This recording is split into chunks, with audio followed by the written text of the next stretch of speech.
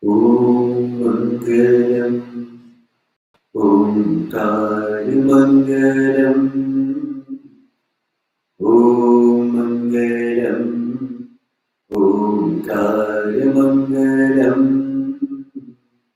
Guru Mangalam, Guru Pada Mangalam, Om Mangalam, Om Kali Mangalam,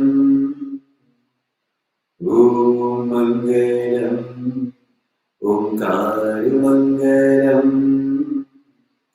Guru Mangalam, Guru Pada Mangalam, Om Mangalam, Om Kali Mangalam, Om Mangalam, Om Kali Mangalam, Guru Mangalam, Guru Pada Mangalam, Guru Mangalam, Guru Pada Mangalam, Om Mangalam, Om Kali Mangalam, Om Mangalam, Om Kali Mangalam, Guru Mangalam, Guru Pada Mangalam, Guru Mangalam,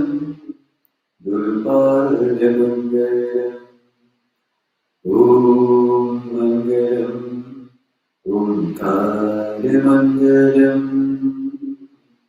Om Mangalam, Om Kali Mangalam, Guru Mangalam, Guru Pada Mangalam, Guru Pada Mangalam, Guru Pada Mangalam.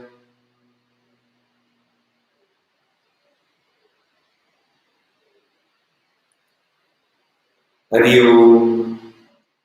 Namaste to one and all present today for this session.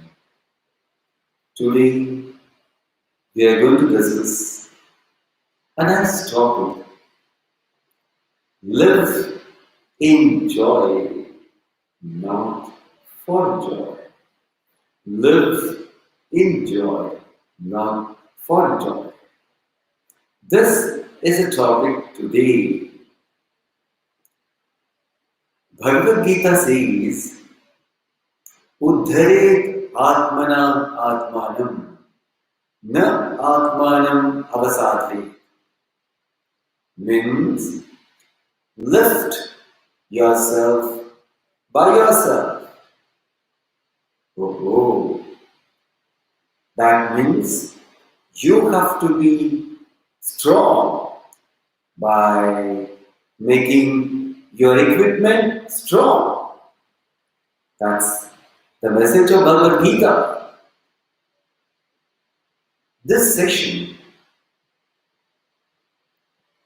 is not just a lecture. This session is not just a lecture. It is a sharing. It is a sharing how a knowledge can make a great difference in our life, to make our life completely joyful, happy. So, this is a sharing and not just a lecture. Next important point, see, we all have got a very great gift from the God.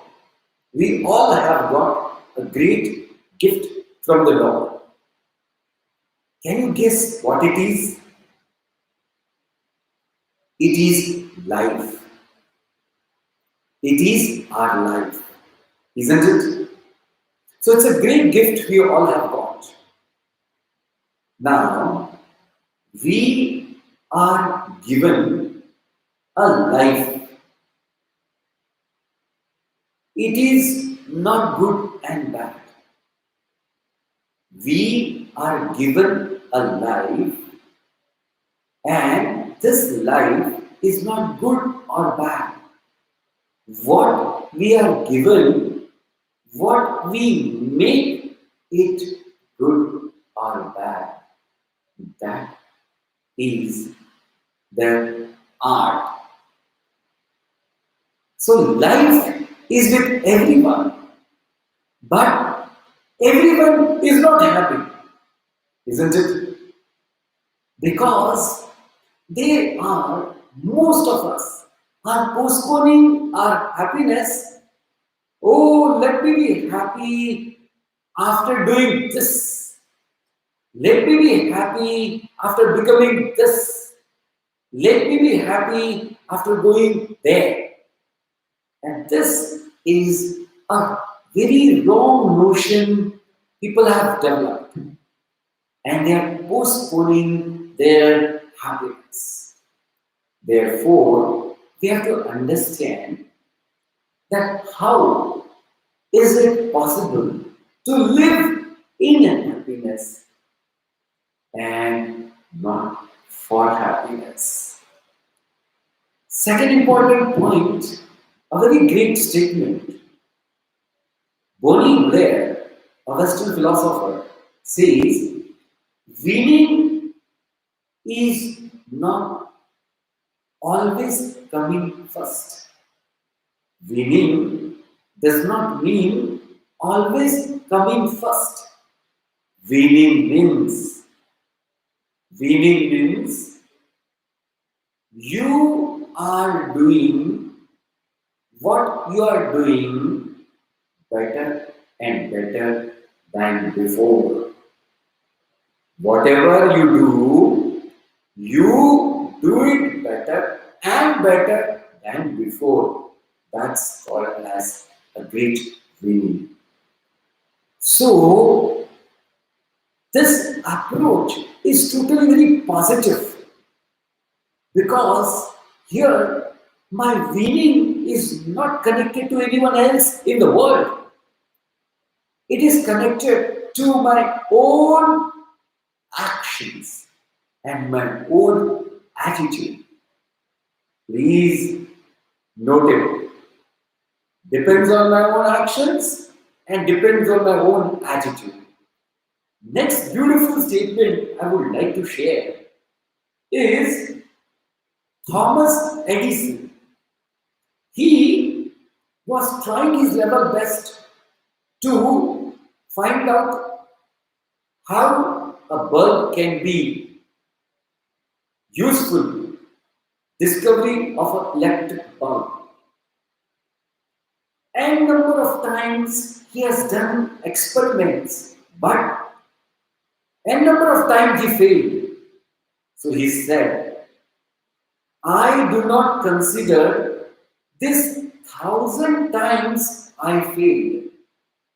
I do not consider 1,000 times I failed. I know now for sure. I know now for sure.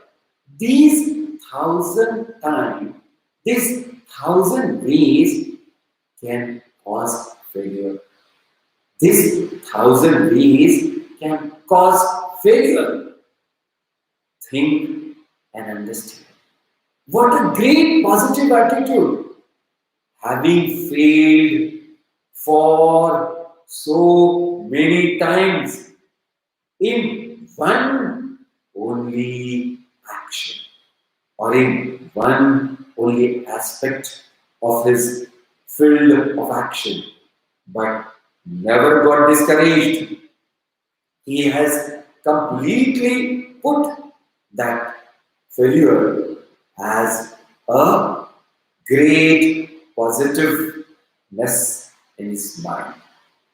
Pujya Gurudev Swami Chinmayananji says, failure is not a failure at all, because every failure is a stepping stone for the success. Every failure is a stepping stone for the success. What a beautiful way to understand the action and the result of action, isn't it? Now, let us come back to this point that what we are discussing, the speaker and the audience, we all know one thing sure, that with us there is no problem of basic things of the life. Please note, with all of us, there is no problem with the basic things of the life. Instead, I can say we have more than the basic requirements of the life. Hope you will agree with me.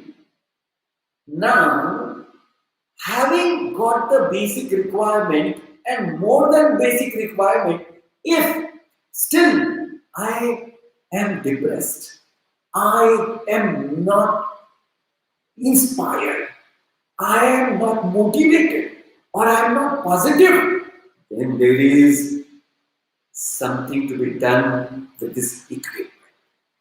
Because having got the substance, having got the right equipment, if I am complaining, that means my attitude has some weakness or my attitude to be corrected. Next important point. See, the great masters, as well as the great leaders, as well as the successful people in this world, and the common and the ordinary people, what is common in every one of them? That an ordinary person has body, mind, and intellect.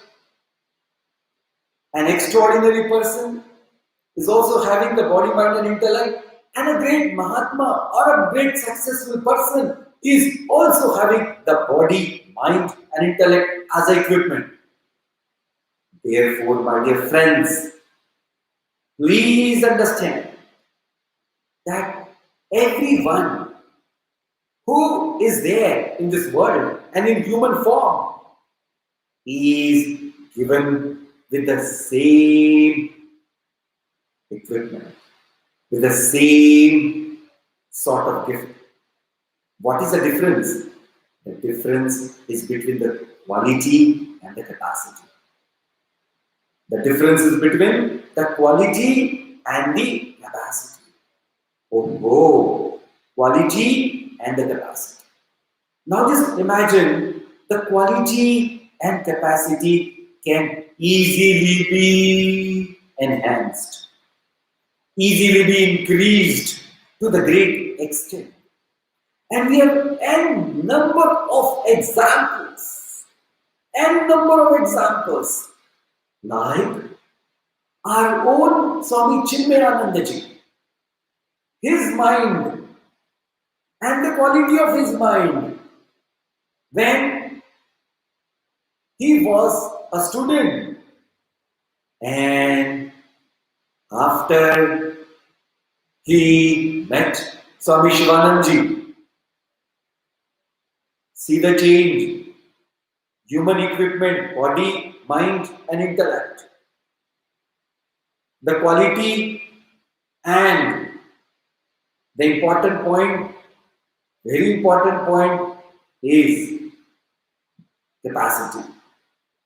Both increased to the great extent after he met Swami Shivanandaji Maharaj and Tapoji Maharaj. Now we can understand that yes, it is possible to increase or to enhance the quality as well as the capacity of this equipment. Hope you have noted it. Another example, a very simple example. If you walk, or you are a regular walker or a regular jogger, then this example will be very much suitable. That when we start walking or jogging, the first day we cannot do that good. Now, the next day, if the previous day you have done 1 kilometer, the next day easily we say, my God, today I can do 1.5 kilometers. The next day we can definitely say, yes, today I can do 2.5 kilometers. And now, if we are regular, as we have seen, there are n number of people, those who are regular, they can go and participate in marathon race too. Wow, what a change. See, a same ordinary person with little capacity and ordinary quality now has become a great marathon runner by practicing every day a right thing. Please note it. Now, coming back to the life.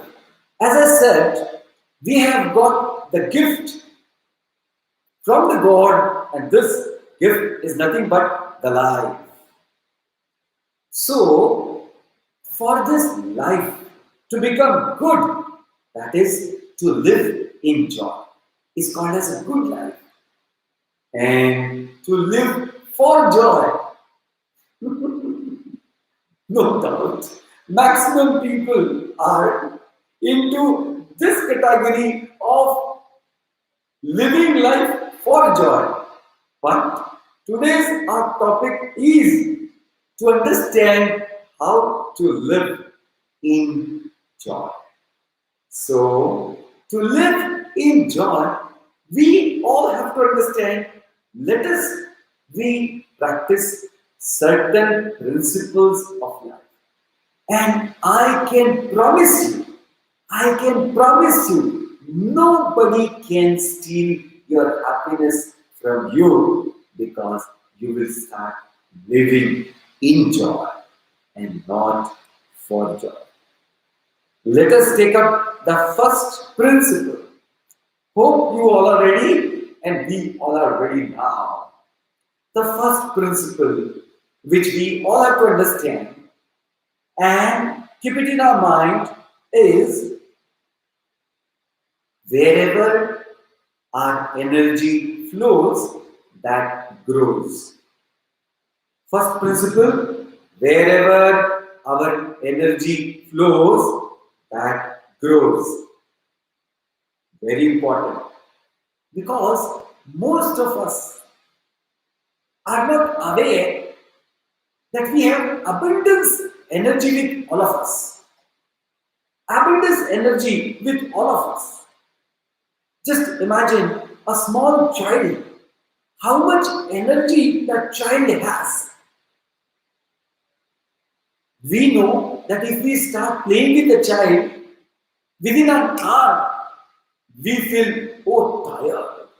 But that child is enthusiastically playing again and again the same thing and charged up like anything. Now, please understand this child's energy, if it is not directed correctly, then that can make a great trouble in his life. Please understand. Therefore, this energy which is there with all of us needs a direction, right direction. Example, let us take few examples. First example, as we all are Indian and we are proud of being Indians, but the one weakness of almost all Indians is food, food and food. So that's why Indian marriages The majority of expenses are on food. Hope you will agree. Yes. So that's how that much of food is important. Now, if someone's mind is completely covered, is completely engrossed in food, food, and food, this person is a foodie person. What will be the result? Obesity is the result. Obesity is the result. Just imagine. Not understanding. Food is one basic factor of life, but food is not everything in life. So, he who does not understand, or she who does not understand, and considers food is life, then there's a great problem. There's a great trouble because the result is obesity and what not other diseases. Therefore, this energy which is directed towards food, food, and food needs to be directed somewhere else to do a right, constructive, productive actions which are positive and which can make us grow integrated. Okay, this is one example. Because this topic and this principle is very important. I'm taking two, three more examples. Second example, which is a famous example of Arjuna. See, Arjuna has done so much of tapas, austerity, to gain all the weapons required for the war, which was definitely a future for Pandavas, or which was seen as a future. So, he has done a lot of efforts to gain all important weapons required for the war. He got it. Now, all of them are ready. Arjuna, being the main warrior, asks his charioteer, Krishna Bhagwan, to take his chariot in between the two armies, the Kauravas and Pandavas. And he says, let me see, oh Krishna, who all are there to fight with me. Just imagine. This one sort of action that he went there and started observing everyone in the Kaurava army. But Krishna Bhagavan was too clever. He wanted to make it sure that Arjuna is really ready. So he put the chariot in front of Bhishmacharya and Dronacharya. And now Arjuna is looking at directly to Bhishmacharya. For him, Bhishmacharya is a great dear person, Pitahamaha, who has done a great favor to him. Second important person is Dronacharya, who is a guru, who has given the whole knowledge of Dhanurvidya and much more than that. The moment he saw both of them, his mind got into a trap of an emotional disturbance because of his weakness towards both of them. As soon as the mind got disturbed, he started brooding over it. Now, this, please pay attention. A thought came, a negative thought came. How am I going to fight with these two people? Why? Because they're so dear. That moment, he never thought that where they are standing. They are standing in Kaurava Sena. And Kaurava Sena has done n number of unjust things, injustice, and therefore whosoever is there in that Sena is supporting that wrong deeds. Therefore, let me not see who all are there. One has to be very clear what is my action and for what am I doing. He forgot. He just forgot. His mind got clouded and started thinking incorrectly, brooding over it. His mind became weak. His intellect got clouded and deluded, and he collapsed. Just imagine energy which was there.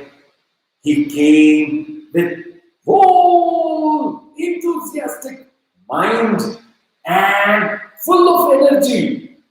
But as soon as the situation he saw, his mind turned immediately negative and he started brooding over. Great mistake. This energy, he never checked where it is flowing. Is it flowing positively or is it flowing towards negativity? This was a negativity. So, when he asked to Krishna Bhagavan and started arguing with Krishna Bhagavan, Krishna Bhagavan said, Layyamma Gamaspartha. Hey Partha, don't be eunuch. Don't think such negative thoughts. Don't have such negative thoughts in your mind because you need to be focused and you need to have a discrimination. At this moment, he could understand. My mind and intellect is gone haywire. I just cannot do anything because I can't think correctly. So immediately he did one good thing and saved his life. That he surrendered to the epitome of positivity. He surrendered to the ocean of knowledge. He surrendered to the mightiest of the mighty truth, Krishna. And the whole scene got changed. See, the energy which was flowing towards negativity surrendered to the positivity, and immediately after some time he became positive. He got enthusiasm. He changed his direction of energy and became fit for the war as a great warrior. Hope this example will really give you a great sort of enlightenment. Third example I would like to take it up is Chanakya from our history, from our a great cultural background. Chanakya was a great teacher. Before that, he was a simple, ordinary person studying in a Gurukulam. But when he could see there are so many unrighteous things happening in the society, and majority of the people are not fighting against the unrighteous ruler. He has decided, now just see his energy. He has decided, let me use my energy to make and create the positive wave amongst the whole society, my brothers and sisters. He really studied hard. He studied the behavior of human beings. He studied the politics and he has developed his own strategy and became the master strategy person and could really bring out the change in the whole Bharat Wash. Just imagine one person who has channelized his energy towards something higher, towards something positive, and given a great effort behind it, put great effort behind it, and could see and could show to the world what difference you can make. One more example, dear friends, because it is important. Mahatma Gandhi, whose name was Mohan Karamchand Gandhi, just see, who was just a lawyer and doing his practice and earning some money and living some ordinary life. Suddenly he started one change, introduced one change in his life, and that's called selfless service to the society.